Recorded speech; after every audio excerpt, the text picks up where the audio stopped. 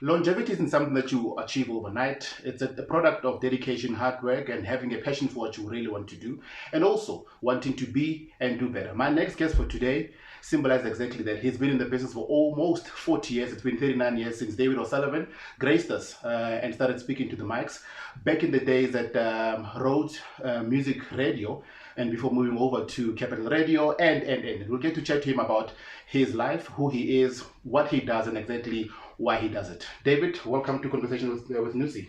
I am delighted to have this conversation. Yeah, David, I think first and foremost, thank you so much for your time and allowing us to really have a chat with you, because I think, as I've told you over the years, that for me, you epitomize somebody who has got a very rich history and the love for South African history. So who is David O'Sullivan? Where are you from? Where are you born? I'm a Joburg Nnusi, born and bred. I might have an Irish surname, but there's Irish ancestry somewhere in my family. Yeah. But funny enough, I don't know if this is being rude about my ancestors. It's not really of much interest to me. My South African heritage is of far more interest to me. I come from a third generation Irish family. My father was born and bred in Cullinan, out on the diamond mine outside Pretoria. But I was born in Troyville, at the Marymount Hospital there, run by the Catholic nuns, because my mother was a staunch Catholic, and I grew up in Edenvale. So there was a time when people want to get a little bit angry with me and they go, "Oh, who are you to say these things about this country? Go back to where you came from." I say, "What, Edenvale?" That's where I'm from. And I once went to Ireland and to watch rugby. Yeah. And I thought, well, if I'm actually Irish, if it's in my blood and in my DNA, I probably will feel a connection. And I got there and thought, now let's see. I couldn't understand what they were saying. They were speaking English. I couldn't understand it. There was nothing that made me feel Irish at all. And when I came home to South Africa, I said, oh, thank goodness I'm home. And funny enough as well, when I've traveled around Africa, that has been a more welcoming, familiar feeling for me than going to anywhere in Europe. And I don't know if that is just through a process of assimilation or what, but I feel Africa is more my home than Europe will ever be my home. So not that I've ever lived there, I've only ever gone there on business. Yeah, so I'm a Joburger. I went, as you mentioned, I went to Rhodes University, so I lived there in Grahamstown for 4 years, and apart from that, you're a Joburger. This is my place, and I support the Lions rugby team. All right, so they fully fledged Joburger. Absolutely right. So now, David, I mean, we're gonna talk about your illustrious career over time, but for me, I wanted to understand, as a light growing up, was this what you wanted to do? What did you want to do as a light growing up? I don't know what I wanted to do when I was a lightie. I don't know if I was really one of those kids that wanted to be a fireman and then a policeman or anything like that. But my strongest indication that I was always destined for this was the stories my parents would tell me about me when I was a little boy. So they told me about the time where I was terribly worried about who was going to be the next leader of the country. And it was the time of Verwoerd's assassination. Oh, wow, okay. And when I spoke about that with my family, so I would have been about 3.5 when Verwoerd was assassinated. And my father, who was a staunch anti-National Party, he said it was the celebration that this man was dead. And then the fear that the man who was going to replace him would be worse than he was, which was true. B.J. Vorster was worse than Hendrik Verwoerd, though Verwoerd started apartheid. And that anxiety of my father's fed into me. And so I was always curious about the politics of the situation, obviously at a 3-year-old sophistication. Thing I do remember is the first heart transplant, which was 1967. So I was about 4.5, about to turn 5. And I read as much as I could in the newspapers about it, because my father taught me to read the newspapers, or taught me to read proper print. We used to have this thing called ITA, I think it was called. Anybody of my generation, it was a very strange way that you would learn reading. My father didn't like it, and he said, you have to learn properly how to read. And so he would encourage me by showing me the newspaper. And that instilled in me, I suppose, a lot of news, or a thirst for news. So those two incidents, the Verwoerd assassination, the first heart transplant, I realized at a little early age, when I was a little boy, I actually was really interested in news. It was only though, as I was at school, I would listen to, there was no TV, and I would listen to sports programs on the SABC, and I thought I would love to one day do sport on the radio, and that kind of stuck around the back of my brain. But when I finished school, I was encouraged, because I was a year young for my class, and I was encouraged to register for a medical degree, to go and become a doctor. But I was 15 when I had to make that decision. You had to apply in standard 9, what's that, grade 11? Grade 11 now. Which is ridiculous. How do you know what you're going to do when you're 15 years old? Yeah. And so there I was signing the form thinking, oh, okay, I'll do this. And I got into medical school. The first day I got there, I knew this is totally the wrong thing for me. I did not want to be there. And I went home and I was so depressed about it, because I knew I was wasting everybody's time. Yeah. And I was wasting my father's money, because he's bankrolling me. And he had gone to Rhodes University. He was a lecturer in chemistry there. And he kept getting the old Rhodian newsletter for the old boys and the old past students. And on the front page of the old Rhodian newsletter was a thing saying in 1981, the following year, they were going to start this campus radio station, Rhodes Music Radio. Yeah. Nnusi, right then and there, as I read that, I went, that's what I want to do. I just knew it. And so I made a deal with my father. He said if I passed my first year of medical, which was insane, I'd go to Rhodes and he'd pay for one more year. And that would be the end of it. Yeah. It was his way of saying, I'm not giving you a third chance. I'll give you a second chance. But there are no third chances. You make this work and you pay for it. And so it was fabulous for me to have that motivation. So I went, he put me through my first year.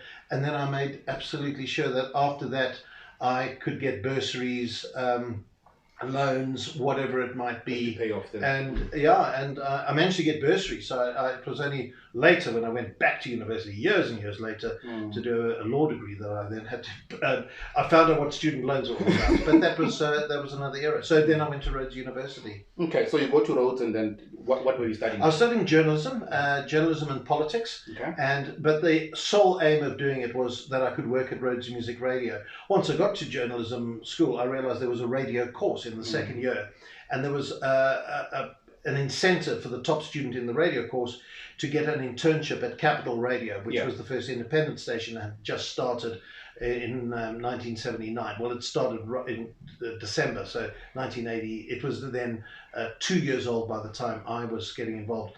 And Capital Radio's news really appealed to me. It was anti-establishment news. It took on the system. It was anti-apartheid news. They would run ANC stories. They would run trade union stories, things that were banned or on the fringes of being banned. But it was the politics that I wanted to be part of. I wanted to be involved in activism journalism, advocacy journalism, and they were doing it where nobody else was doing it. And so I made sure that I was that student, and I got that internship. I went to Capital Radio. I worked there during the holidays. And once I was there, I made absolutely damn sure that I was never not going to work there. So every holiday, apart from a stint on the Rand Daily Mail, which I was terribly proud of, in fact, hanging in my study, I've got a front page byline that I got in the Rand Daily Mail, but it also was trying to buck the trend and push the system and criticize government.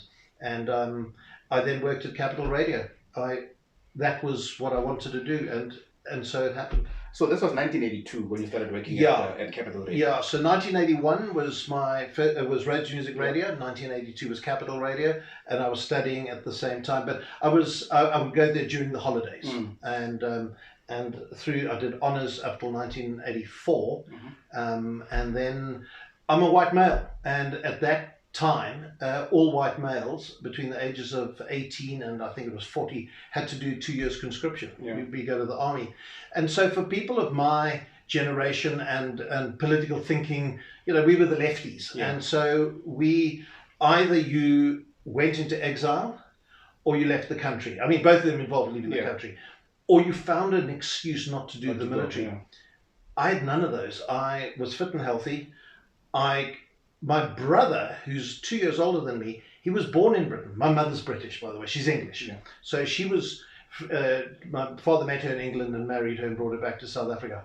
on the day of the Sharpeville massacre, funny enough, which was weird, and we never forgot that. Mm. But he was able, because of his birth in Britain, get British citizenship. But I couldn't. You couldn't, yeah. The laws have all changed now. So I was stuck, and the only way I could avoid the army was by becoming a refugee, which I considered, and a couple of my friends did it, and they wrote back to me and said, this is terrible. Mm. The better option is to go and do your military service, but try and beat the system. And I feel I beat the system completely. I joined the Army newspaper. There were a whole bunch of Rhodes students on the Army newspaper. We used to do movie reviews, record reviews, and this was the time when the alternative Afrikaans music was coming out, and we used to review that music, and it was terribly hedonistic stuff. But our senses never understood this. Yeah. Well, it's Afrikaans music, it has to be good. Yeah. And they let it go. And I did a thing where for 6 months I was out of the army as two guys paddle skied around the coast of South Africa, from Alexander Bay on the Namibian border, all the way around to Cozy Bay, or just north of Cozy Bay on the Mozambique border. They paddle skied. They would paddle 50 kilometers a day. And I was part of the backup crew writing articles, and we would drive 50 kilometers a day. You know how long it takes to drive 50 kilometers? Not even an hour. Yeah. We spent our lives on the beaches, and it taught me so much, because I wrote articles about these two guys and this great big marathon, this expedition, this adventure. I wrote for mainstream media. Okay. And it taught me so much about doing field reporting and doing print reporting, which I hadn't done before. So it was a wonderful learning curve. And again, all the time we kept feeling we're beating the system. We never are. Look, we were part of the military-industrial complex. There is no question about it. We were wearing those clothes. Yeah. But we felt we were never buying into the system. And so I managed to come out of that relatively unscathed. I'd done an honours thesis on the Communist Party of South Africa. So when they were trying to indoctrinate us, we were actually calling our corporals over and going, can we actually tell you what this is about? Yeah. You know, what you think that is propaganda. These 20-year-old corporals were just flabbergasted. And I worked at Capital Radio, which was insane. I would be at the Defence Headquarters in the morning, and in the evening I'd drive through and I'd read the news on Capital Radio. Sometimes, if I didn't have time to change, I'd be wearing in my army uniform, which amused the hell out of the newsroom guys. If they no photographs exist of that. Yeah, I mean, and I think also this leads then to my next question about, so here you are as a white male, and then you're based in Grahamstown, which is a politically charged environment. Yes. In South Africa at that particular time. How was that for you? I mean, were you well received? Were you not received at all? How was it for you? It was incredible, because studying journalism, we realized that we were in the center of a news story, which was the political insurrection that was being fomented by Popo Molefe and Terra Lakota in the Vaal Triangle at that time, 1983. And so I was staying in digs with three other guys. We were four of us who were journalism students. And we said, well, let's start. Nobody was writing about this stuff because there was the Eastern Province Herald had a bureau, but the woman who ran the bureau, she was swamped with news. And so we got hold of like the Daily Dispatch, the Evening Post, the Cape Times, and said, we will write stories for you about this political insurrection that's going on in our back door. And here was the crazy thing about it, was that to stop journalists from reporting, the government at that stage felt all they had to do was seal off the township so journalists couldn't get in, which was an effective way of stopping any reporting. But in Grahamstown, it was different. Grahamstown's township, for anybody who knows the geography, is on a hill. Yeah. Then you get the city, and then there's another hill. And on that hill is the big monument. And what the police and the army did is they mounted a massive spotlight on that hill, shining into the township. So when there was any trouble, they could shine the spotlight on it, and then the armed forces could go in and quell it. We sat next to that spotlight with binoculars and watched it all take place. So we would write our stories and submit them to the newspapers, and the newspapers would get flack from the security police saying, how are your journalists breaching our regulations? We want to go and arrest them. They said, go speak to those 4 students sitting up on a hill next to your spotlight. We were doing nothing wrong. And they were so embarrassed by that they then changed the law to stop the reporting rather than just sealing off the area. And we always say, well, it was because of these 4 little Rhodes University students. So it was a wonderful, look, there's nothing wonderful about oppression, but as a journalist, it is an incredible opportunity And it was the start for me cutting my teeth on reporting on the political times, but through the help of the military, by shining a light on it for me, literally. And was it the reason why you ended up then, working for radio stations in the UK, in Australia, and as well as the US? Exactly. So when I joined Capital Radio, and now I'm in a more professional environment, the radio stations around the world were looking. South Africa was one of the biggest news stories. Mm. We were always in the headlines at that stage, and they needed a correspondent. Now here I was. And it was cheap for them because I had my own accommodation. They didn't have to pay for relocation. Anybody here. Yeah. And I had access to everything. So I'm reporting that stuff anyway for my own radio station. So I got plenty of gigs, or strings as we call them. Yeah. I owe a lot to a man called Sean Johnson, who was... He died recently, sadly, and his last job he ran the Rhodes Mandela Foundation, but he was the man who started the Sunday Independent newspaper. He was my lecturer at university. He got me the job at Capital Radio, and while I was there, he was a correspondent for all these radio stations, and he wanted to concentrate on print. And he phoned me up one day and said, "Listen, I've got all of these gigs. You can have them on a plate." Nnusi, it was one of the best days of my life to suddenly go, here I've got all this access. So there was a network in the UK, network in Australia, New Zealand, and the USA, Voice of America in the USA. Oh, wow. That was incredible times. Okay, so now you decide, well, I'm done with journalism, I'm done with radio, I want to go into law. Yes. That transition for you, what inspired that? So there was one particular day we were reporting on Archbishop Desmond Tutu. I'm sure he was Bishop Tutu in those days. And I think it would be about 1987 because there were elections on. And one of the things in the emergency regulations was you may not report on anybody who calls for a boycott of the elections. In those days, we had the white parliament, the coloured parliament, and the Indian parliament. And for the coloureds and Indians, there was this very strong boycott movement. Mm. And so they banned, you were not allowed to report on anybody who called for a boycott of the elections. And Tutu gave a speech in which he called for a boycott. And I said to the lawyers, is there nothing we can do with this? And they said, no, you can't. I felt it was too conservative. So I felt then that we could write, and we did. We ran a story which said Archbishop Desmond Tutu has given a speech in wherever it was, Soweto, in which he has made a statement which in terms of the emergency regulations we are not allowed to report, because section 7.21 prohibits the reporting of anyone who calls for a boycott of the elections. And there we've said what he has said by quoting their regulations. Yeah. The police came down on us and said, how dare you? And we said, but all we've done is quote your section. Yeah. And then they said, we know what you're doing. Be careful. And they were very intimidatory. But I felt that the lawyers never understood the law from the journalist side. They only stood the law from the lawyer's side. That they should become, you needed journalists to become lawyers. So I thought, well, let me do that. I'd also just had my fair share of being shot at in the townships. I'd had my fair share of being tear gassed. And it now was becoming dangerous for myself. You know, when you're young, you're bulletproof. I can do whatever, we'd see going to Soweto, where's the smoke? Go there. And watching violence and watching death and seeing bodies and necklace victims, it takes its toll. And I said, you know what? I've done all this stuff. I'd saved enough money, let me go back to university for the sole purpose of becoming this law-breaking or this cutting-edge, trailblazing media lawyer. And I joined the media law team at Weber Wenzel. And what did they start doing? They started repealing all those laws. I went, no, you've got to keep those laws in place. That's right. That's right. Section 27F of the Prisons Act, Section 44B of the Police Act. I go, no, that's my game. Yes, that's my stuff. That's why I'm here. And also, I don't think I was very good at being a lawyer. I did my articles, 2 years articles at Weber Wenzel. I was the lawyer amongst the lawyers. There was a team of us for the Star, the Sowetan Praetorian News, Carte Blanche, and BBC. And I wasn't very good. I was reckless.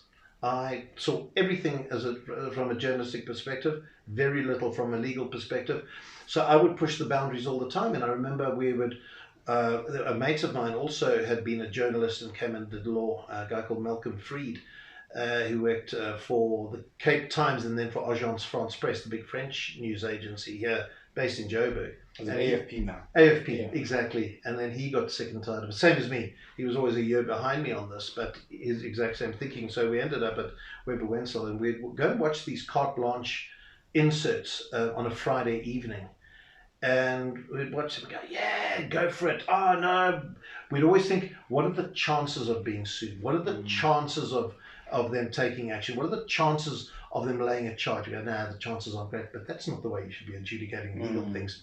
And then on the Sunday night, I'd watch the program again and go, oh, what have I done? This is terrible. Yeah. And the senior partner's phoning me, how did you let that through? I go, oh.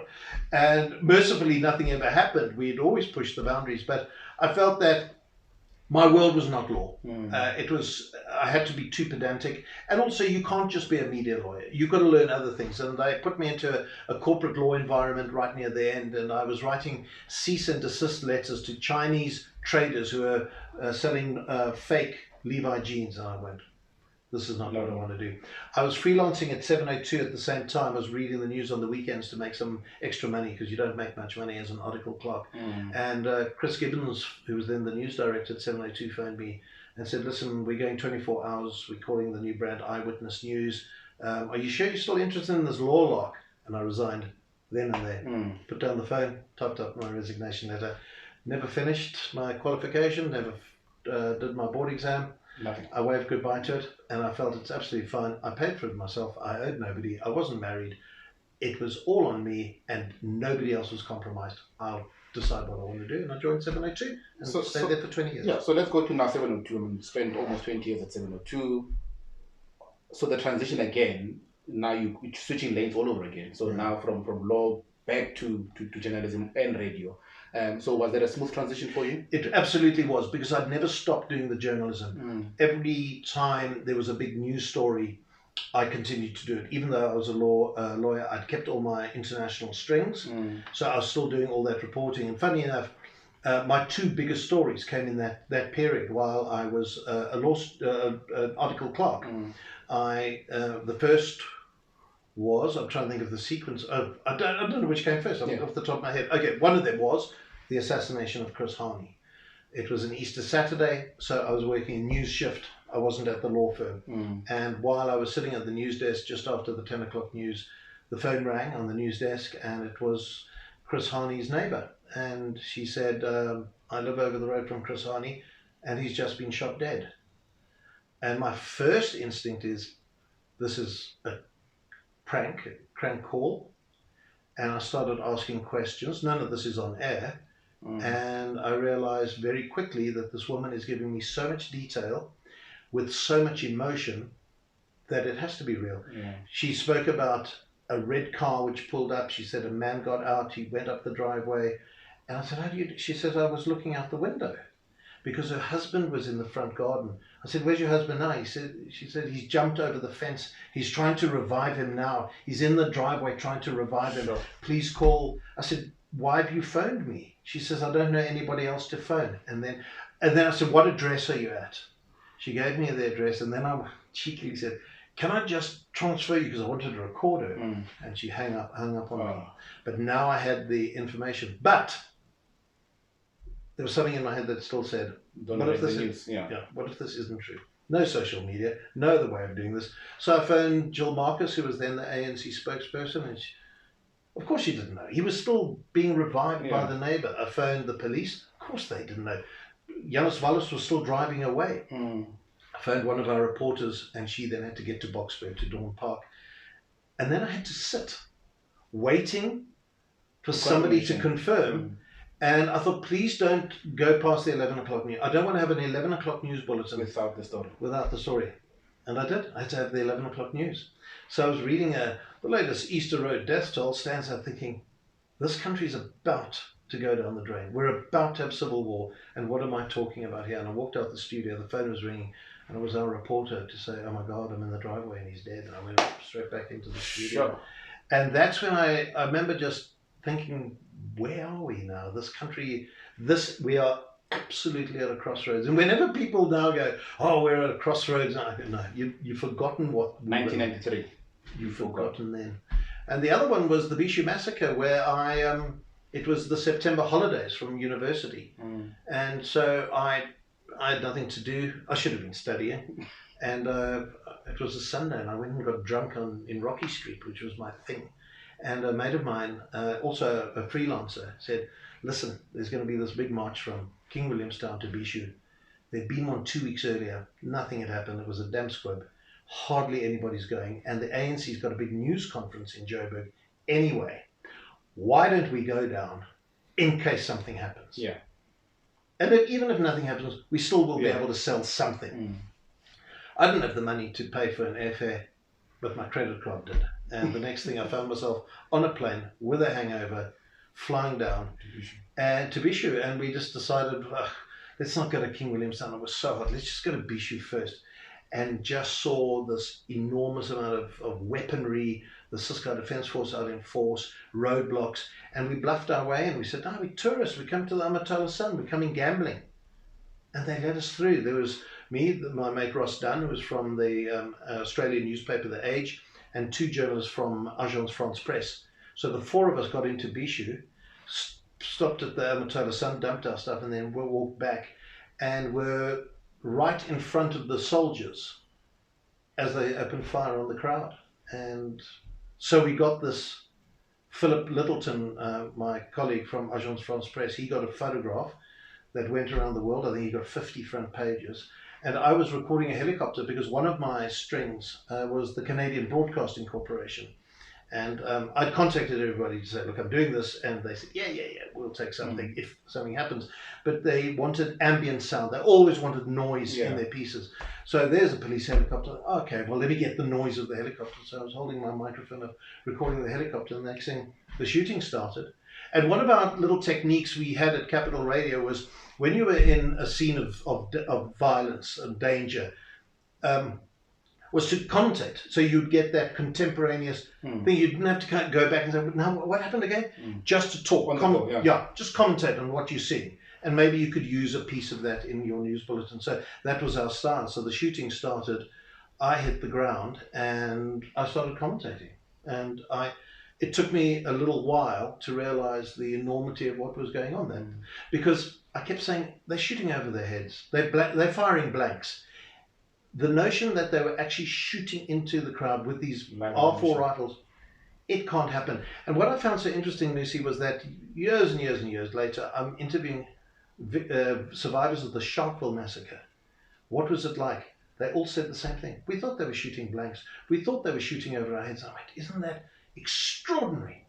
These 2 massacres, that's what you think. It can't possibly be true. And also, at the end of it all is people's shoes lying around. Sharpeville, shoes. Shoes lying around. Bishu, shoes lying around. What saved my life that day was that I had gone to the army, because one of the things was that in your basic training you learn to shoot an R4 rifle. So I'd been on a shooting range many, many times and hearing the sound of 200 R4 rifles opening up at once. I knew what that noise was. It's a crackling noise. And when we walked down past the soldiers, I looked and went, R4 rifles, okay, those are deadly. And it stuck in my head, and as soon as I heard that noise, I knew exactly what was going on. I hit the ground. And so that's why I survived and the people around me were killed. Sure. Wasn't that traumatic at some point? At the time, not at all, Nnusi. Again, it goes back to that when you're young, you're bulletproof. Yeah. And I was just... I was horrified at that situation, but you go into journalist mode. You know what it's like. You got to get the story out, and that's all I thought about. And I went back to work, and it was bizarre. It all happened. I was off for a week. I was supposed to be studying, as I said, and then I went back to law school, and the guy said, "Hey, so how was the holidays?" And I went, "What did you do?" Nothing. Meanwhile, I've been at the Bishu massacre, and I didn't think much about it. I think about 6 months later, my senior partner, I was his clerk, the senior partner at Wemba Wenzel, called me and he said, dude, you're dropping the ball here and there, what's going on? I said, I don't know. I just not sleeping well. but nothing was actually troubling me. And I couldn't work it out. I couldn't concentrate, but I didn't associate it with the Bishu Massacre. Yeah, and then eventually he was getting fed up with me, and I realized I'm messing up here. So I decided to go and see a clinical psychologist. What's going on? And the guy says, have you had a death in the family? Have you been ill? Have you been in an accident? I'm going, no. What could this be? Anything traumatic?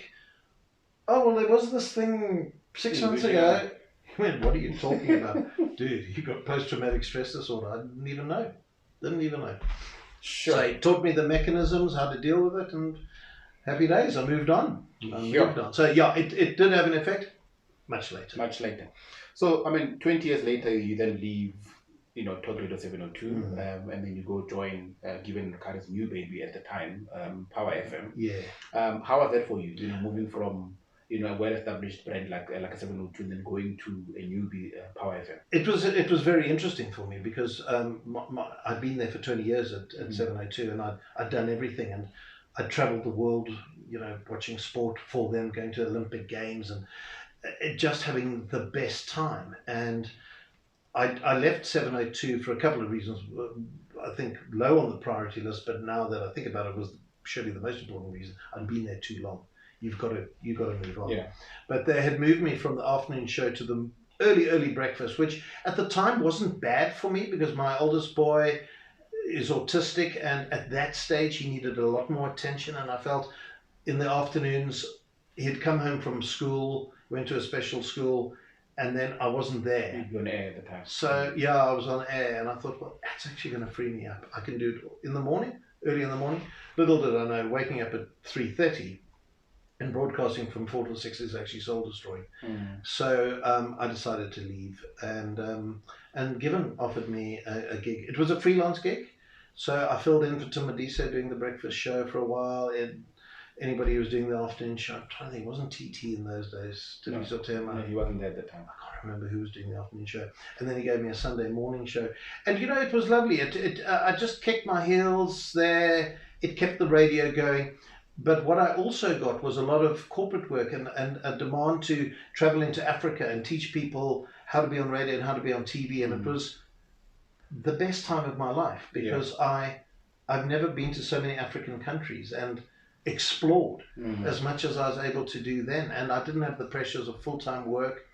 And there was a consistent stream of this corporate money coming in. So I didn't have to worry about that in any way. So it was almost like a guilty pleasure that I could travel around Africa making money and just enriching my environment. So I don't know, I probably went to about 20 African countries in that time.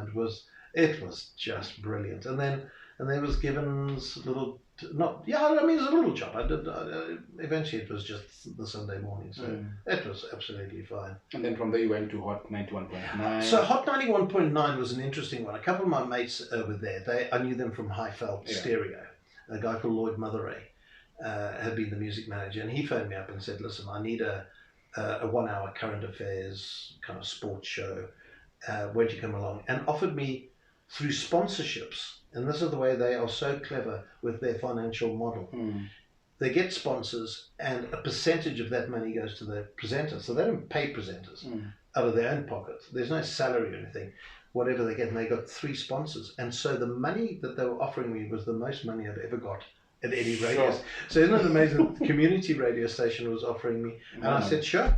And the thing was that this wasn't in breach of any of their regulations or anything. The pot for the community that they needed was still huge. Yeah. It's just that them and Hot and Mix have just got this financial model down pat.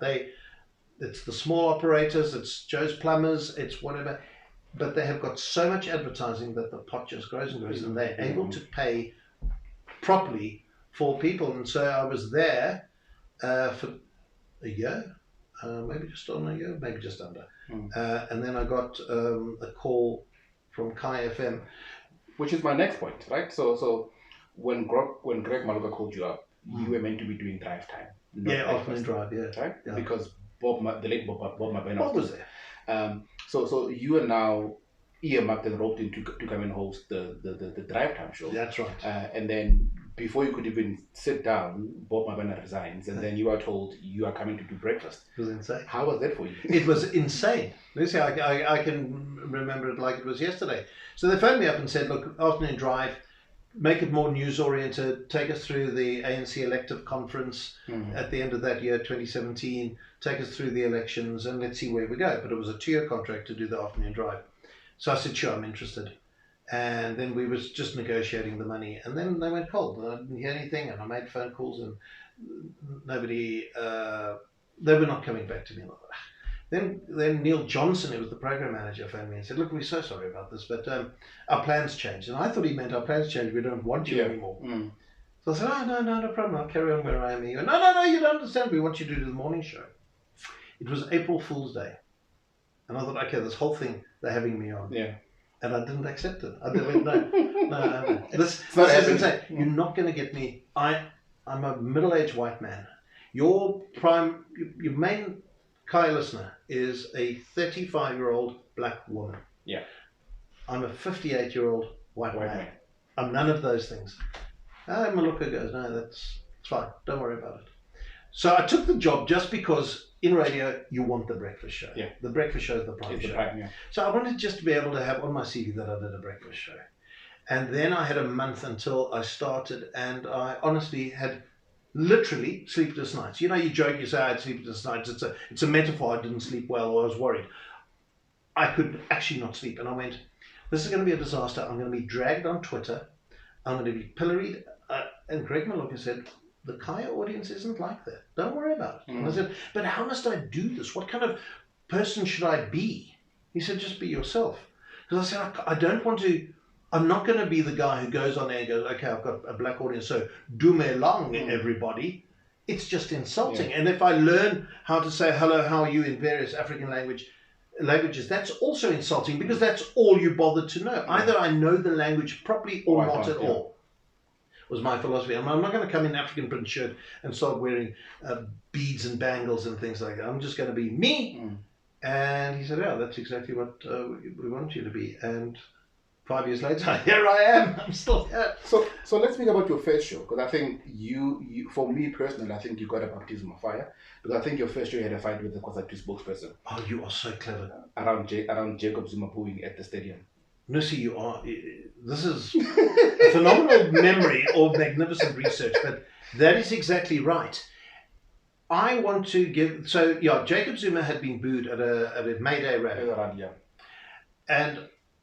and he tried to deny it, but we had seen the visuals. Yeah, everybody saw it. He had been booed, so I countered him, and he decided to fight me, and it was manna from heaven.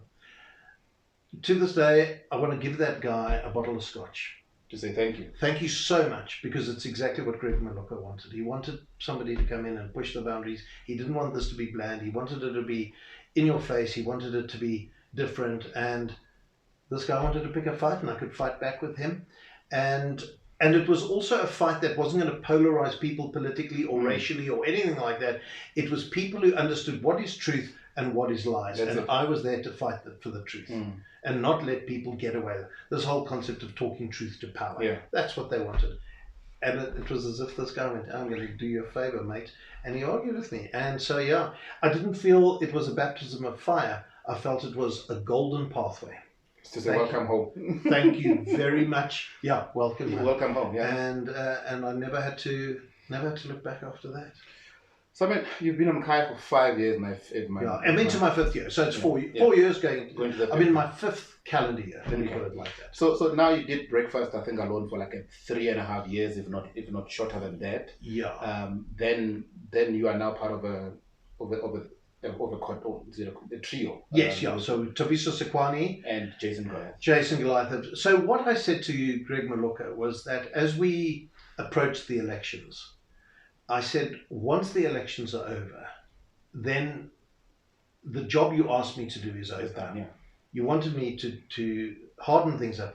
But I said, then we are going to become like the other radio stations, reporting news and playing music. We've got to be different in some way. And I said, why don't we try and lighten the mood somewhat? Which was the idea of bringing in, I hadn't had Jason Goliath in my mind, but let's bring in somebody who can add a bit of humor to things. I said, because I think the novelty of an all white man may wear thin, why don't we get a woman in? And so what Greg did is he did both.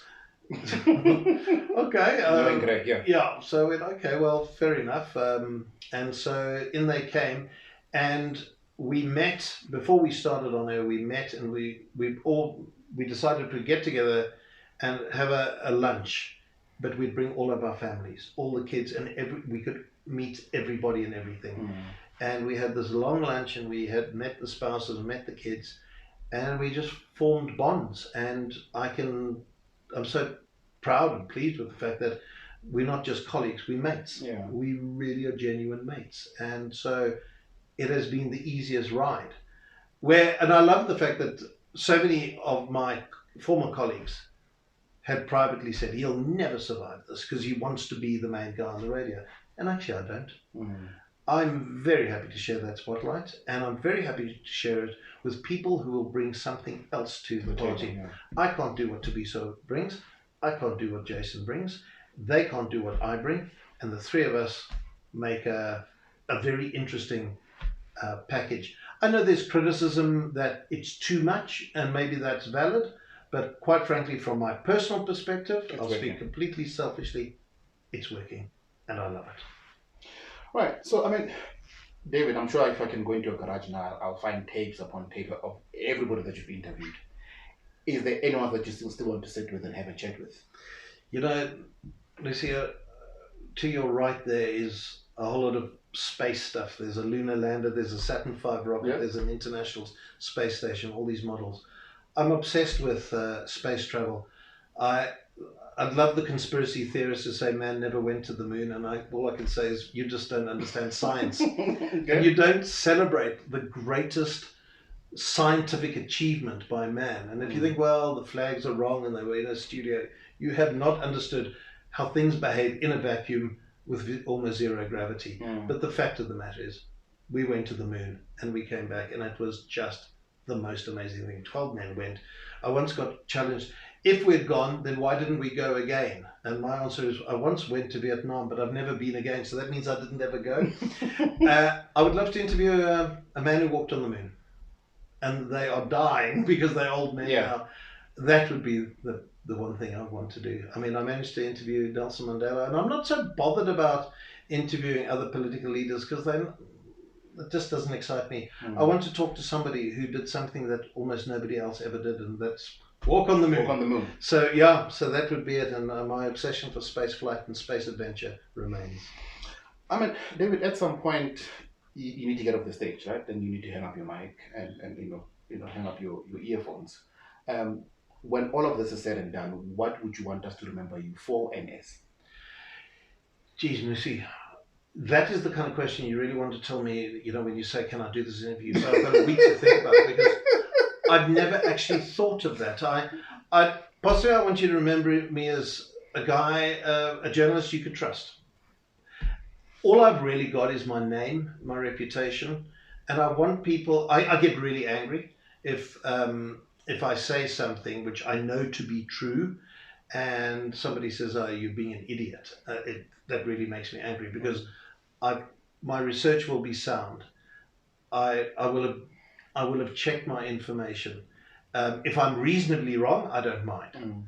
But if what I've said is absolutely, I'm confident of it, and somebody tries to tell me I'm they use rude words on social media, I get angry. And the reason I get angry is because it's saying that I'm not trustworthy. It says that I'm lying, and I'm not. I do get things wrong, but I get things wrong not because I'm not lying.